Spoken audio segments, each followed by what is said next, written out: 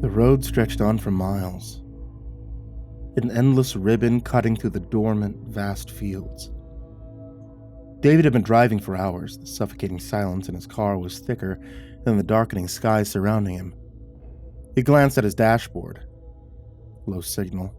The GPS glitched in and out, struggling to stay connected. The screen convulsed with pixels a few times more before it finally gave up, going completely dark. His phone wasn't much better. No bars. He hadn't seen a service tower for miles, and he was alone. Alone, but not alone. It seemed as if every bad memory, every hesitation leading to loss of opportunity, every bad choice was accompanying him on this trip. And he was doomed to do nothing but replay them mentally. A never-ending movie of regret. The dejected man's headlights flickered against the sleek backs of the cars ahead, gliding down the road like ghosts. There were plenty of them on the road now, more than there should have been, considering the time and the eerie isolation of the place mere moments before. But that wasn't all. Something else seemed off, entirely unsettlingly so. His mind needed to be preoccupied with trying to figure out where he was going. He should have been barely paying attention. But as his eyes adjusted to the fading light, the eerie reality started to sink in. Every single car that passed him, every one he approached, had empty front seats. The vehicles moved in smooth, perfect coordination, never swerving, never getting too close or too far away from one another. David glanced into the windows of one as he attempted to pass it, peering into the back seat. At first he tried not to notice. His mind needed to be preoccupied, trying to figure out where he was going. He'd been barely paying attention, but as his eyes adjusted to the fading light, the eerie reality started to sink in. Every single car that passed him, every one he approached, had empty front seats. The vehicles moved in smooth, perfect coordination, never swerving, never getting too close or too far from one another. David glanced into the windows of one as he attempted to pass it, peering into the back seat. A woman sat there in the brightly lit cabin of the car, tapping furiously on a laptop, oblivious to the world around her. In the next car, two children sat in the back playing patty cake. Their laughter was soundless behind the glass, their hands clapping rhythmically. The man would have been less alarmed that they were alone in a car late at night, but his mind was consumed once again with the realization that there was no one in the driver's seat. David's stomach churned. These people didn't seem to notice him at all. They didn't even acknowledge that they weren't driving their own cars. They were engrossed with their own lives, removed, disconnected. As he passed yet another car, he spotted a man in the back seat casually sipping from a flask, as if he didn't have a care in the world. The man leaned back, stretching out luxuriously, staring blankly at the sky through the sunroof. David's hands tightened around the steering wheel. The road seemed to stretch out endlessly, lined with these strange, lifeless vehicles. He had heard of cities like this, where automation had taken over, where the need for human input had been phased out. But now being here, seeing it firsthand, was something else. The people in those cars felt like passengers in their own lives, trapped by the comfort of a system that did all the thinking for them. And then something shifted. As David approached the next intersection, he noticed one of the cars slowing down. The backseat held a man and woman, both talking animatedly, laughing. But the moment the man's eyes drifted to David's car, his expression changed. His laughter stopped. The man leaned forward, staring directly at David through the windshield, his eyes narrowing in confusion. And then as David passed, his face hardened. When he looked away, his jaw clenched. David's heart skipped a beat. He checked the rearview mirror and saw the man in the back seat still watching him until his car turned off the road. There was no denying it, the man had seen him. Not only that, but seemed to be displeased by him even. The man's pulse quickened. He hadn't done anything wrong, he was just driving. He wasn't too tired, hadn't been drinking, nothing dangerous whatsoever, but the way they looked at him, the way their faces tightened, how they immediately recoiled from him, made it feel like he was precariously out of place. Another car passed, this one holding a group of teenagers laughing and scrolling through their phones in the back seat. For a brief moment, none of them noticed David, but then one glanced up. His eyes met David's, and the smile slipped from his face. He nudged the others, and one by one they all turned to look, their expressions shifting from amusement to cold, silent judgment. David's heart pounded. His grip on the wheel tightened, sweat gathered on the back of his neck. He looked back at the empty road ahead, trying to push away the growing sense of dread that was curling inside him. Why were they looking at him like that? The unease built steadily, gnawing at his nerves with every mile. The people in these cars, disconnected from reality, content to let their vehicles ferry them from one place to another, looked at him as though he was some kind of relic, something to be feared. He turned off the main road, searching for some semblance of direction, some sign that would tell him where he was. The city streets began to close in around him, the buildings sleek and metallic, the lights harsh against the growing night. As he drove deeper into the city, it became harder to ignore the reactions. Not every car noticed him, but the ones that did, all their faces hardened when they saw him behind the wheel, as though the sight of a person actually driving was an insult. He's driving it himself. David's stomach lurched at the voice. He wasn't sure where it came from, and maybe someone on the street, or maybe it was just his imagination playing tricks on him. He could feel the weight of their stares now, heavier with every passing moment. He's gonna cause an accident. Get that piece of garbage off the damn road before you kill someone. David's mouth went dry. Fear and adrenaline robbing him of any moisture, but sweat as he turned a corner, trying to lose himself in the maze of streets. He couldn't keep driving aimlessly, not with all these eyes on him. They were starting to follow him now. He could feel it. The self-driven cars were adjusting their paths, cutting him off, surrounding him in intersections, slowing down just enough to make him notice. David's fingers were white-knuckled around the steering wheel, his pulse still annoyingly racing in his ears. The city streets blurred past him as he sped up, but it felt like he was getting nowhere. His breath came in short bursts, his mind racing. Something was wrong. He not only could feel it, but knew it now.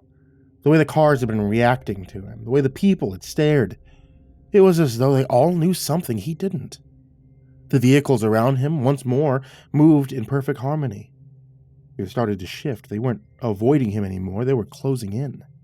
One car, sleek and silver, pulled into his lane, slowing just enough to block his path. David jerked the wheel to the right, barely avoiding a collision, as he swerved onto a side street.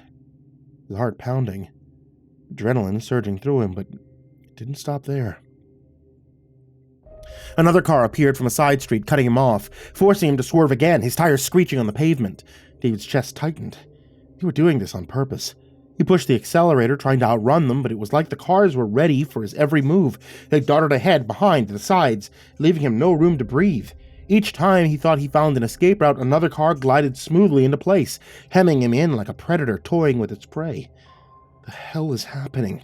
David muttered, his hands shaking as he maneuvered the car down yet another street, this one darker, narrower. His mind raced, panic clawed at the edges of his thoughts. This wasn't just the system reacting to a malfunction. This was coordinated. It was deliberate. The cars moved with eerie precision, as if they were in silent communication, weaving around him in perfect synchronization. One of them swerved dangerously close, brushing against his fender, sending a jolt through his entire body. His car lurched sideways, and for a terrifying moment, he thought he lost control. Another car sped up from behind, headlights flashing in his rearview mirror, then veered left at the last second, forcing him into a sharp turn that nearly sent him crashing into a row of parked cars. They were hurting him. David's foot slammed on the brakes as another vehicle slid in front of him, its bright headlights blinding him momentarily. He swerved hard, nearly missing the front bumper, and found himself careening down a narrow alleyway. The tires screeched against the asphalt. The car shuddered as it barely kept itself upright. He was out of options. The alley ahead led to a dead end. His eyes darted frantically, searching for a way out, but it was too late. The cars had blocked every exit. He could see them lining up at the mouth of the alley, their headlights glowing like eyes in the dark. They weren't going to let him go. David's chest heaved with panic, his mind racing. He had to do something to get away, but what? And then he saw it. Parked just ahead, nestled between two buildings, was one of the sleek driverless cars. It was idling, waiting for its next command, its windows dark and reflective. Without thinking, David threw his car into park, his hands trembling as he fumbled with the door handle. He could hear the distant hum of the approaching vehicles closing in on him like a tightening noose. He leapt out of the car, adrenaline flooding his veins as he sprinted towards the self-driven vehicle. His mind screamed at him that it was crazy, that this wouldn't work, but he was out of options. He reached the car and yanked at the handle. The door opened with a soft hiss. David's breath caught in his throat, but he didn't stop to think. He dove inside, slamming the door behind him. The quiet hum of the city outside was immediately muted as the car's sleek, minimalist interior enveloped him. His heart pounded, his hands shaking, as he pressed himself against the seat, trying to catch his breath. For a second, it felt like he'd done it. He'd escaped.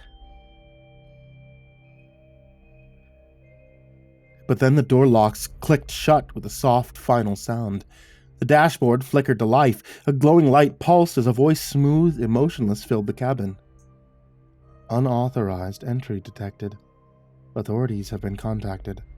Metal detection active. David's stomach dropped. He reached for the door handle, yanking at it, but it wouldn't budge. He was trapped. The car hummed to life, and he felt the slight shift as it began to move, gliding back into the street, carrying him deeper into the heart of the city. He looked out the window, his mind frantic with questions. The other cars were watching him, their headlights flickering like eyes in the dark. The people inside, the ones working on laptops, the ones sipping drinks, the ones who had barely noticed him before, were now staring. Their faces cold, unforgiving, smug, with the satisfaction of his capture. The car rolled to a smooth stop, and David's blood turned to ice. He slammed his fists against the window, shouting, but no one could hear him. The car again began to move on its own, gliding back into the streets, taking him deeper into the city. As the car carried him away, David saw the faces again, women working on their laptops, kids playing games, men sipping drinks. Some didn't notice him at all, but the ones who did, they all turned cold. Their eyes narrowed, their lips tightened into thin lines of disdain. They knew that he wasn't one of them. He didn't belong.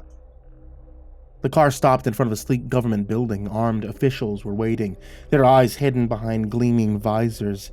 They grabbed him, dragged him out of the vehicle without a word.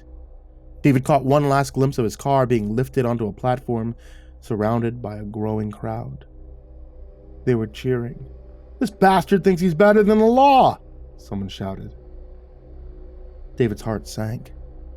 He wanted to cry out in defense, but his voice became lost in his throat. He wasn't dangerous. He wasn't a monster. He certainly hadn't broken any laws to his knowledge. The way they looked at him, they didn't see him as a fellow human being. They saw him as a threat.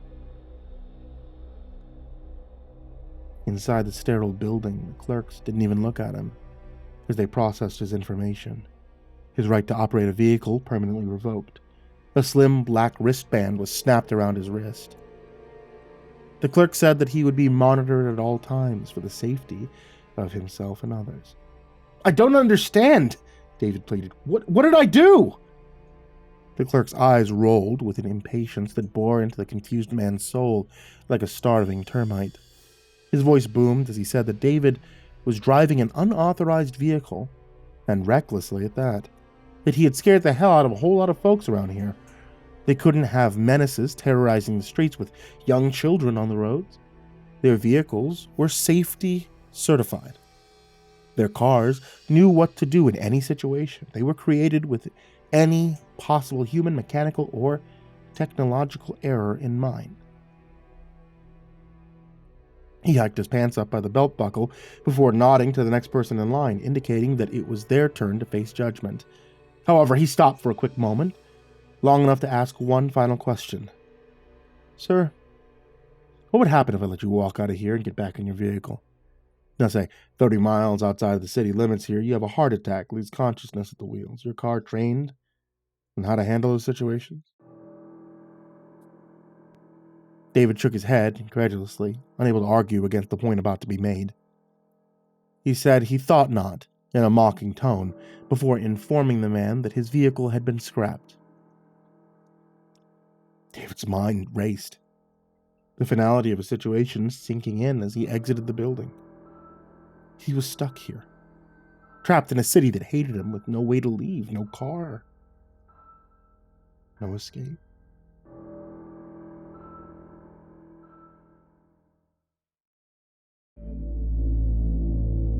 Weeks passed.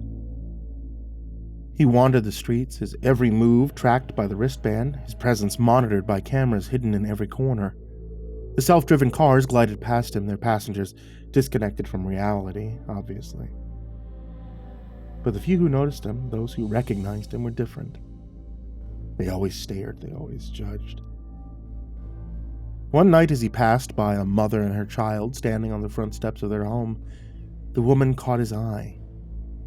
Her gaze was sharp, unforgiving. She pulled her child closer, her voice low but cutting. She said people like him were dangerous, but he shouldn't be allowed to exist. Her words cut David like a blade. He stood frozen, staring at her, his mouth dry, his heart hammering in his chest. The child tugged at her sleeve, asking her something, but she didn't take her eyes off of him. That look of disgust, of pure fear, it was suffocating. She didn't need to say anything else, he could see it in her eyes. He was a threat, not just to her, but to everything these people believed in. David opened his mouth to protest, to say something, anything, to prove he wasn't what they thought, but the words stuck in his throat. He turned away, his feet moving on their own, carrying him down the empty streets. The hollow sound of his footsteps echoing in the still night. He wanted to scream. He wanted to shout that he wasn't the monster they believed him to be, but deep down he knew it wouldn't matter. Not here, not in the city, where every face that turned towards him was marked with judgment, where every car glided past him like a ghost, driven by nothing but the cold hand of technology. His hands trembled as he reached the dingy apartment he had rented. The door creaked as he opened it, stepping inside the small, claustrophobic space. It was all he could afford now. The only place that had been willing to take him after his arrest. The wristband on his arm glowed faintly in the dark, constant reminder that he was being watched, monitored.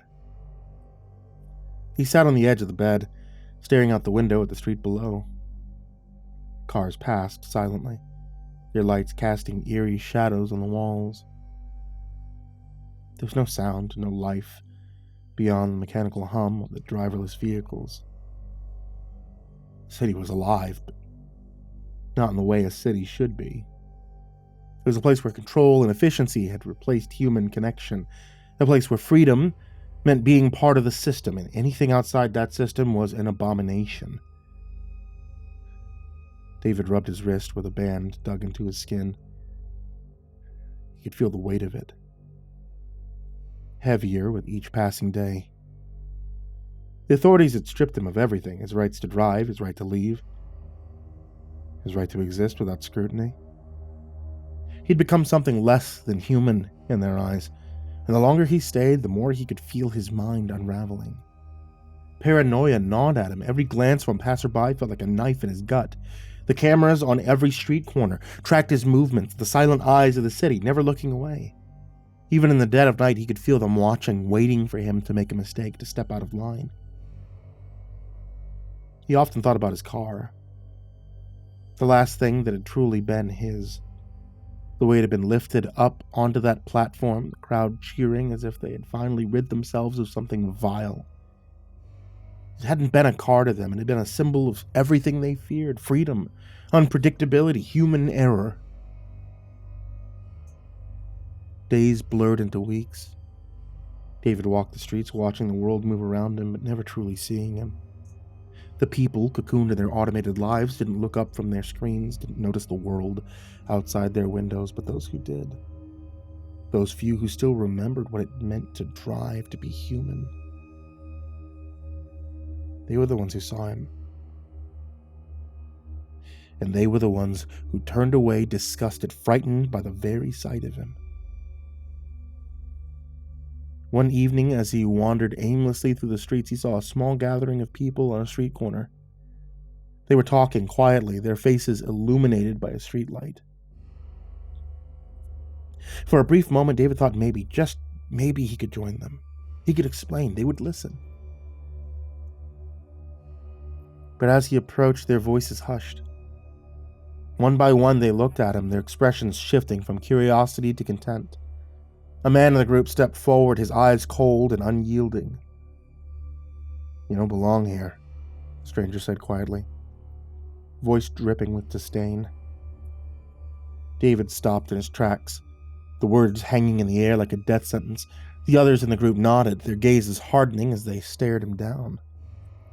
He turned away without a word, his footsteps heavy, the sound of their murmurs trailing behind him as he disappeared into the night.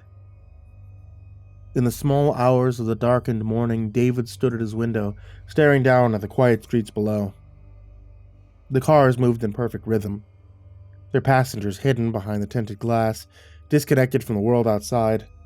He pressed his forehead against the cool glass, his breath fogged up the window. He didn't know how long he could last like this. The isolation was suffocating, the constant surveillance, an ever-present weight on his shoulders. There was no escape. No way out. His past, his future, none of it mattered here. He was just another piece of the city's machinery, an outlier to be watched, contained, and forgotten. And in the end, he knew that's exactly what would happen. He would be forgotten. Contents ripped off for scrap. Just like his car. Just like the man who dared to drive.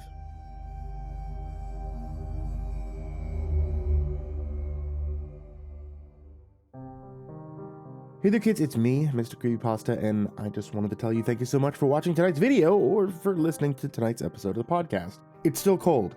I don't know if you guys have that major freeze that happened to me, but yeah, it's in Texas and it's snowing. So it's pretty damn cold, but you know what's not cold? A hot cup of tea, and my wife still sells tea.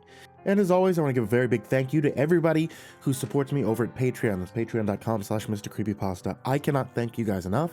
Thank you guys so much for being supporters. That goes for everybody who was down in the description, as well as AcidSystem, BallarmsTheRat, Blake Rattler, Mendoza, Brenna, BrimstonePandemonium, Caltuna, Chainsmoker Dealer, ChicagoHitman, CoryxKenshin, CronutHut508, CrusaderChocobo, CursepoxPrimarch, Dakota Best, Poulsen, Dante Kinkade, Kraus, Ellie Hutmire, Enchanted Buns, Estebean, Gemma, Hasley, nephew, himbojerry, Hour Minute Seconds Time, Jay Keems, Jedis Pet, Jordan Humble, King Crab, Mr. Marcus Blitz, Old Penguin, Peaceful Buddha, Psychomel, Red Shadowcat, Remember the Sun, Rinku Star, Salty Surprise, Samara Line, Seclude, Simba's Bloody Mojo, Sky Harbor, Smiley the Psychotic, Sullyman, Tali Sue, the Chavez Brothers. Thank you guys so much for being here. Thank you for listening, thank you for watching, and sweet dreams.